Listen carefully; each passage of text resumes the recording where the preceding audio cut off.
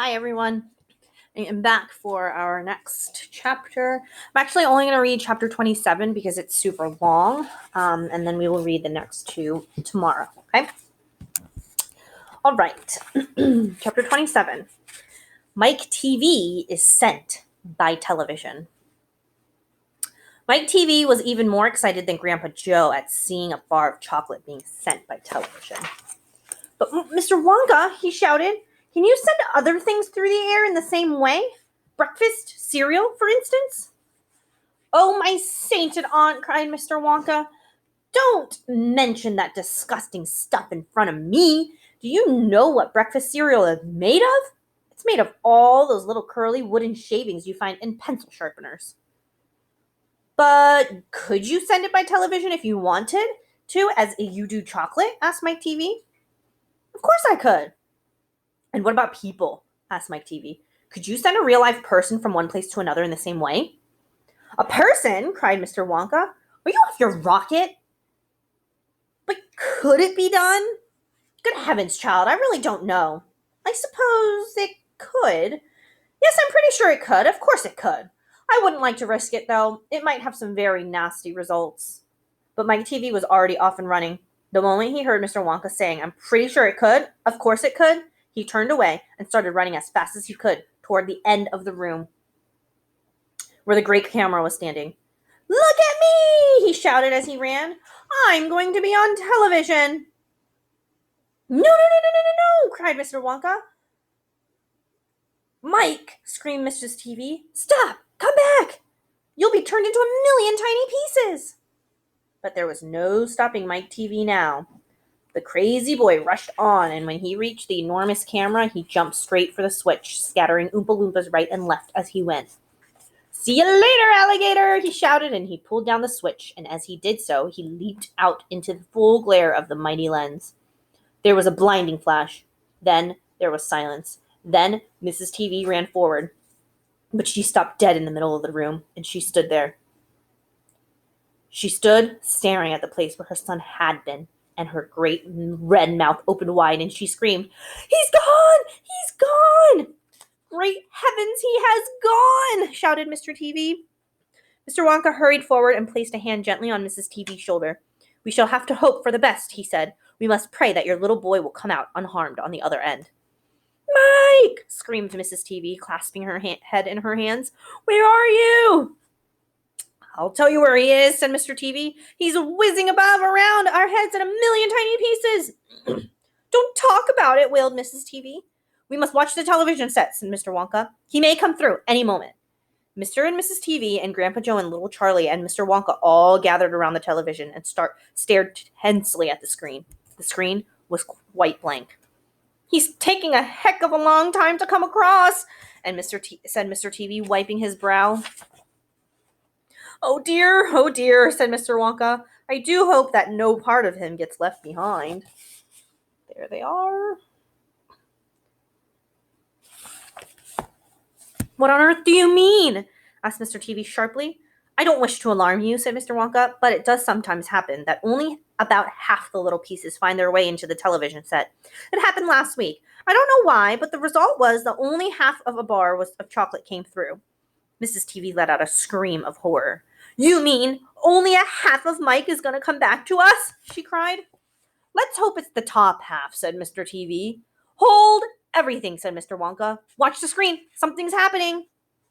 The screen had suddenly begun to flicker. Then some wavy lines appeared. Mr. Wonka adjusted one of the knobs, and the wavy lines went away. And now, very slowly, the screen began to get brighter and brighter. And here he comes, yelled Mr. Wonka. Yes, that's him, all right.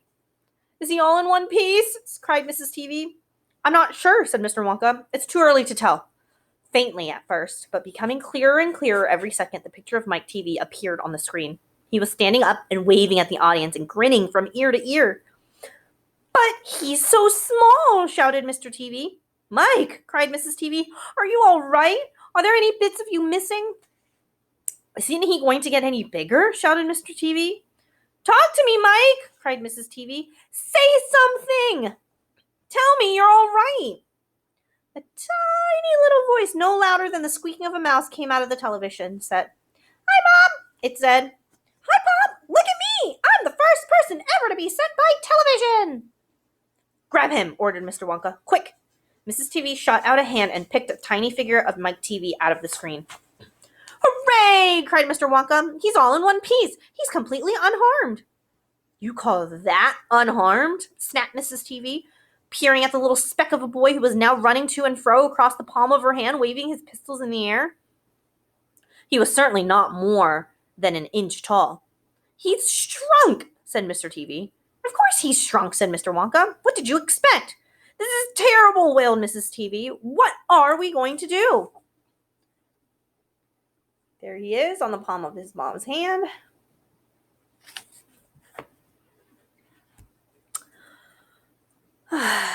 Mr. TV said, we can't send him back to school like this. He'll get trod upon. He'll get squashed. He won't be able to do anything, cried Mrs. TV. Oh, yes, I will, squeaked the tiny voice of Mike TV. I'll still be able to watch television. Never again, shouted Mr. TV. I'm throwing the television set right out the window the moment we get home. I've had enough of television. When he heard this, Mike TV flew into a terrible tantrum. He started jumping up and down on the palm of his mother's hand, screaming and yelling and trying to bite her fingers. I want to watch television, he squeaked. I want to watch television. I want to watch television. I want to watch television. Here, give him to me, said Mr. TV, and he took the tiny boy and shoved him into the pocket of his jacket and stuffed a handkerchief on top. Squeals and yells came from inside the pocket, and the pocket shook as the furious little prisoner fought to get out. Oh, Mr. Wonka, wailed Mrs. TV, how can we make him grow?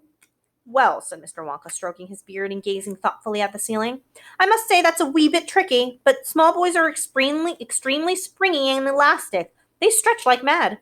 So what we'll do, we'll put him in a special machine I have for testing the stretchiness of chewing gum. Maybe that will bring him back to what he was. Oh, thank you, said Mrs. TV. Don't mention it, dear lady. How far do you think he'll stretch? Asked Mr. TV. Maybe miles, said Mr. Wonka. Who knows? But he is going to be awfully thin. Everybody gets thinner when you stretch it. You mean like chewing gum? Asked Mr. TV. Exactly. How thin will he be? Asked Mrs. TV anxiously. I haven't the foggiest idea, said Mr. Wonka. And it doesn't really matter anyway, because we'll soon fatten him up again. And we'll have to do is give him a triple overdose of my wonderful super vitamin candy. Super vitamin candy contains huge amounts of vitamin A and vitamin B. It also contains vitamin C, vitamin D, vitamin E, vitamin F, vitamin G, vitamin I, vitamin A, J, vitamin K, vitamin L, vitamin M, vitamin N, vitamin O, vitamin P, vitamin Q, vitamin R, vitamin T, vitamin U, vitamin V, vitamin W, vitamin X, vitamin Y, and, believe it or not, vitamin Z. The only two vitamins it does not have in it are vitamin S, because it makes you sick, and vitamin H, because it makes you grow horns on the top of your head like a bull.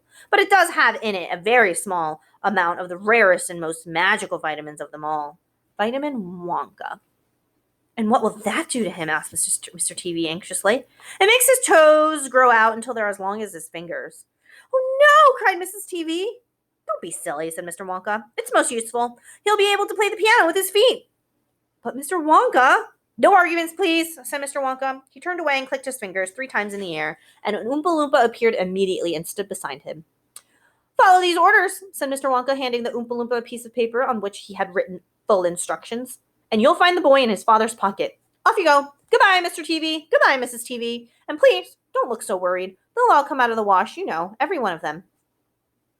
At the end of the room, the Oompa Loompas around the giant camera were already beating their tiny drums and beginning to jump up and down to the rhythm. There they go again, said Mr. Wonka. I'm afraid you can't stop them singing. Little Charlie caught Grandpa Joe's hand, and the two of them stood beside Mr. Wonka in the middle of the long, bright room, listening to the Oompa Loompas. And this is what they sang. The most important thing we've learned so far as children are concerned is never, never let them near your television set. Or better still, just don't install the idiotic thing at all. In almost every house we've been, we've watched them gaping at the screen. They loll and slop and lounge about and stare until their eyes pop out. Last week in someone's place, we saw a dozen eyeballs on the floor.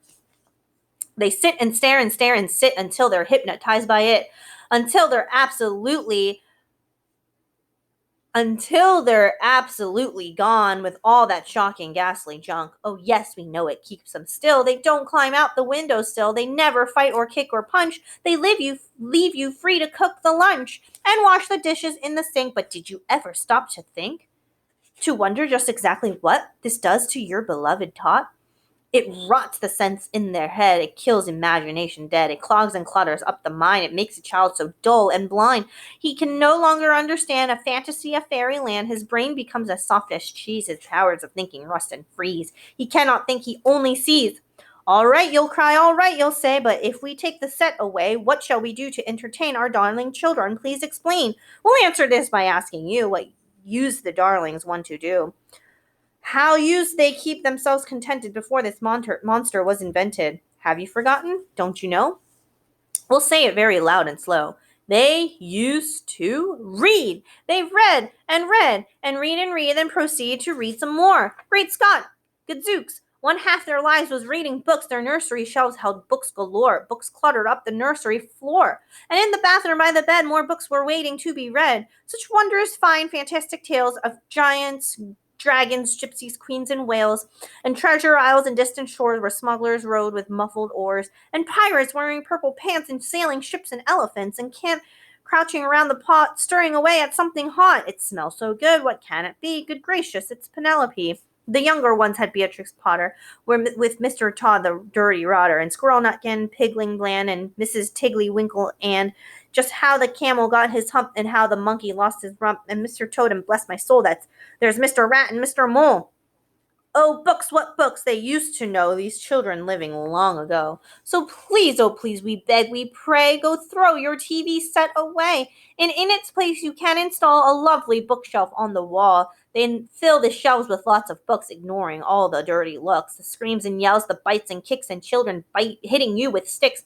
Fear not, because we promise you that in a week or two of having nothing else to do, they'll now begin to feel the need of having something good to read.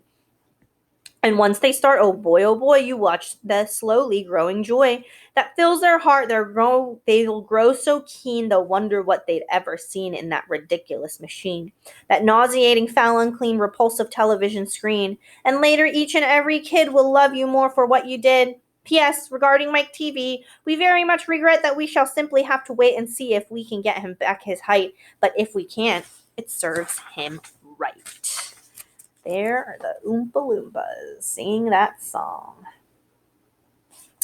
So I think the moral of that chapter is, obviously we're not all going to go and throw away our TV sets out the window, but make sure that you are balancing the amount of screen time you're doing, especially in this time. I know that we have to use screens for school and even to watch this read aloud, but after you put that computer screen down, try to do something else besides go and watch TV or play video games or play computer games, read a book.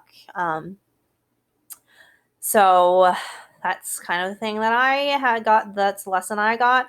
You definitely have to listen to that lesson as well, because I've been watching a ton of TV too. So I'm going to try and sit down and read a book for 30 minutes today instead of watching TV. All right, I'll see you guys tomorrow. Bye.